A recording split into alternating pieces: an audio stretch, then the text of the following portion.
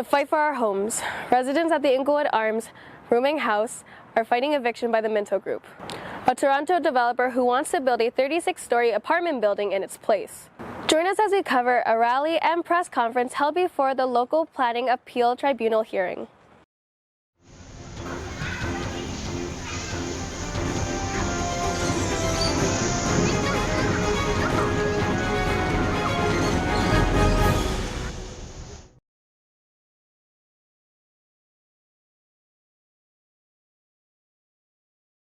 The fight for our homes, defending the rights of the tenants at the Inglewood Arms.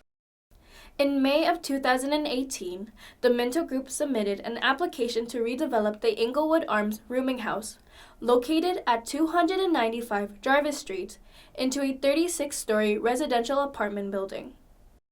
The tenants of Inglewood are organizing to protect their relocation rights under the Official Planning Amendment OPA 453. The issue is the Inglewood Arms is a rooming house. It's a licensed rooming house for 30 years. It has housed poor and working class people in the city. That rooming house is now subject to a development application by a corporation called Minto. They want to knock down the Inglewood Arms and build in its place a 36-story tower. We're concerned by Minto's actions thus far and their application that tenants are going to be pushed out with not much to gain from this whole process. And we're here because we're supporting tenants who are fighting back, who know the consequences of the deadly housing crisis that we're in and the housing market that they would be pushed into if they were to be evicted from the Inglewood Arms. In June 2019, the City of Toronto adopted a policy known as the Official Planning Amendment OPA 453. The amendment protects evicted rooming house residents by compelling developers to replace the lost rooming house units at the same rents that the tenants were paying before. The Minto Group argues that their application for the development of the Inglewood Arms predates the Official Planning Amendment OPA 453 and therefore is not subject to the replacement of rooming house units. Minto Group is also advocating for the elimination of the Official Planning Amendment OPA 453. We're fighting this battle on 3 different fronts. The battle will unfold against the landlord, who's arguing that the Residential Tenancies Act does not apply at the Inglewood Arms, despite it having operated as a licensed rooming house for the past 30 years. The battle will unfold against the city, which is in negotiations with the developer, and our message to the city is very clear. We cannot have any compromises with tenants' lives. They need to be guaranteed housing in any development that goes up on that site, and they need to be compensated adequately for the interim displacement. And finally, the battle is unfolding against Minto itself, who today is at the Local Planning Appeal Tribunal, a provincial tribunal, arguing against the rooming house protection bylaw that the city has and is trying to get it scrapped. And our intention is to fight against that here so that not only tenants of the Inglewood Arms are protected, but tenants of rooming houses across the city are protected.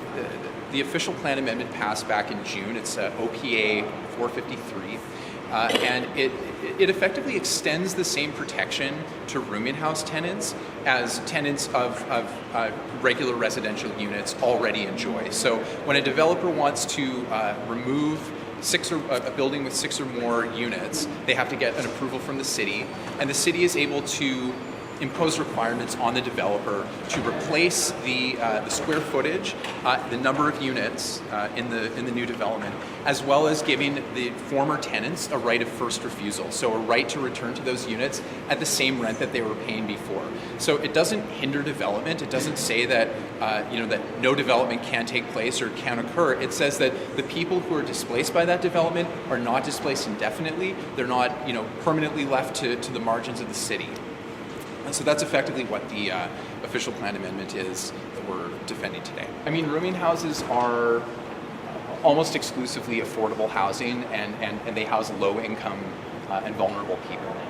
And what we're seeing with the rapid destruction of rooming houses, and I have seen this through my career as a housing lawyer. You see an entire building of tenants get notices saying, "You're all evicted, I'm renovating, I'm moving in," that kind of thing.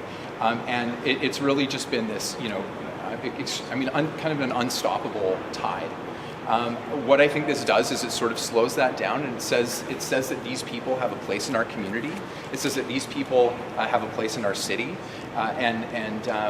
it basically ensures that folks aren't just getting tossed to the street and left to their own devices to find some other place to live. So what it would mean is that we would have. I also think there's a potential for kind of mixed housing. You'd have there's a lot of talk about mixed income neighborhoods.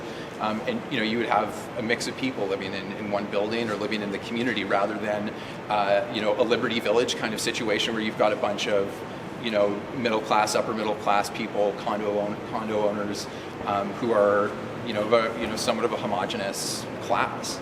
It preserves a place for working class people in the fabric of the city. My name is Joseph De Silva. I represent the tenants of the Inglewood Arms rooming house. For 20 years, our rights have been suppressed. We seek to assert those rights as tenants, and we've applied to the Landlord Tenancy Board to assert those rights. It is important to assert those rights because if we are to seek the right to return to our homes through OPA 453, we can only do so if we are tenants of the rooming house. The rooming house it's the largest rooming house in the city. There are approximately 100 tenants. Nobody is itinerant. Very few people are itinerant. Most people stay for a long period of time. I've been there over 10 years, and a great many people have been over 10 years.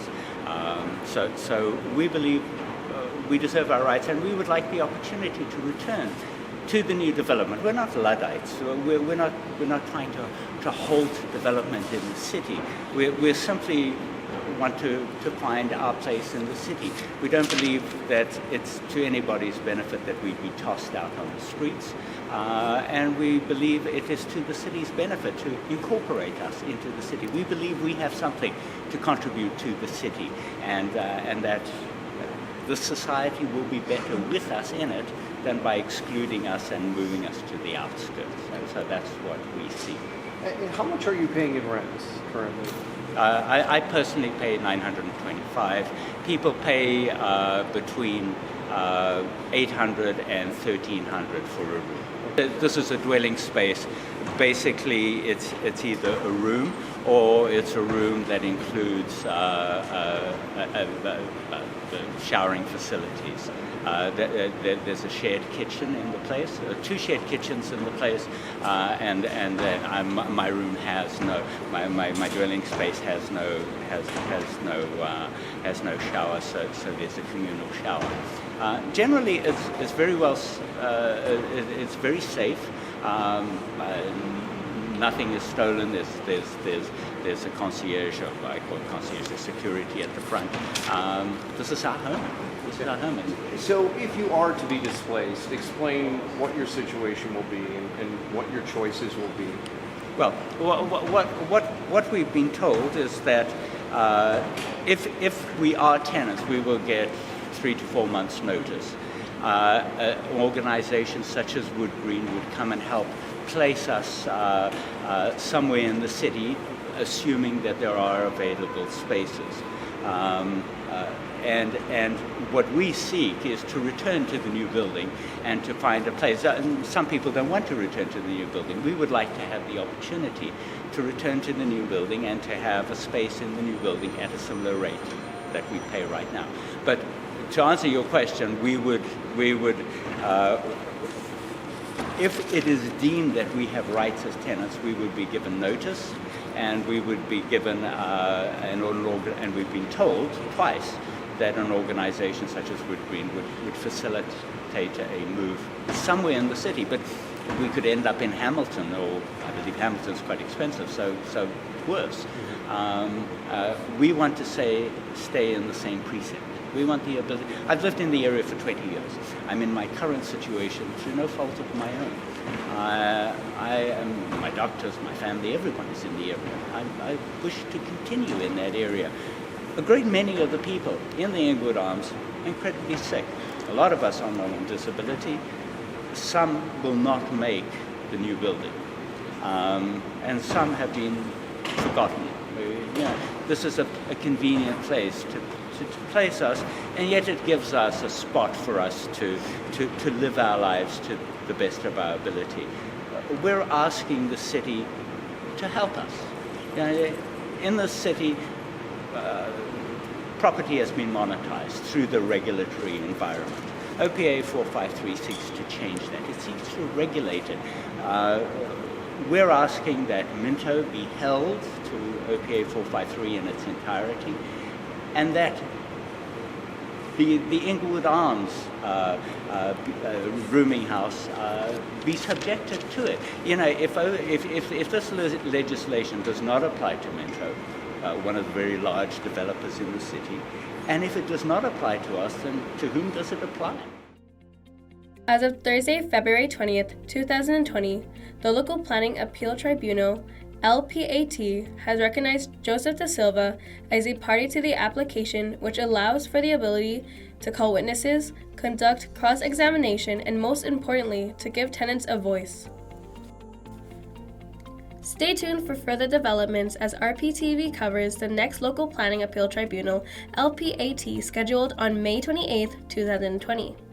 And on March 19th for a rally and hearing at the Landlord and Tenants Board, where residents of the Inglewood Arms have been recognized as tenants. Like, share, and subscribe to our channel. For more information, follow us on all our social media platforms.